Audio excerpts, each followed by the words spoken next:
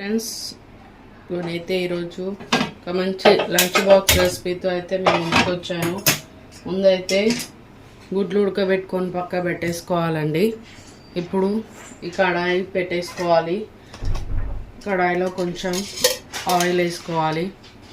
Oil అయితే heat అవ్వాలి. అయితే ఆయిల్ హీట్ అయ్యేలోపు మనం ఈ ఎగ్స్ని పొడుగ్గా కట్ చేసుకోవాలండి. చేసుకోండి ఉడకబెట్టిన ఎగ్స్ని. ఇలా ఒక ఎగ్లో 4 పీసెస్ చేయండి. ఇలా 4 పీసెస్ చేసి పక్కన పెట్టేసుకోండి. ఇప్పుడైతే ఆయిల్ హీట్ అయిపోయింది కదండి. దీంట్లో సన్నగా తరుక్కున్న ఉల్లిగడ్డ వేసేసుకోవాలి.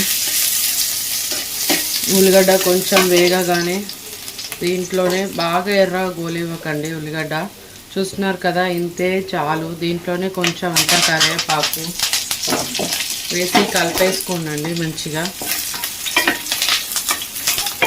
సిమ్లో పెట్టేసుకోండి, మాడిపోతుంది.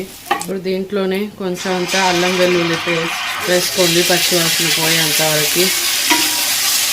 దీంట్లోనే కొంచెం అంతా ఉప్పు వేసుకోవాలి. పసుపు కూడా పచ్చివాసన పోవాలి కదా, కొంచెం సేపు పచ్చివాసన పోయేంత వరకు కలిపేసుకోండి. ఇట్లా మనం ఇలా కట్ చేసి పెట్టుకున్న పీసెస్ వేసేసుకోవాలి. వేసుకొని అయితే కొంచెం కారం వేసుకోవాలి, సరిపడా వేసేసుకోండి. కర్రీకి సరిపడా అంతా ఉప్పు వేసేసుకోండి అండి. మీకు సరిపడా ఉప్పు వేసుకోండి. ఇప్పుడు దీన్ని మంచిగా కలిపేసుకోండి. ముక్కలకు పట్టేటట్టుగా అంతా కలుపుకోండి. ఇప్పుడు దీంట్లోనే ఇలా కలిపేసుకున్నాం కదండి. ఇప్పుడు దీంట్లోనే ఈ రైస్ వేసుకోవాలి. మనం ముందుగా కుక్ చేసి పెట్టుకున్న రైస్ని వేసేసుకోవాలి.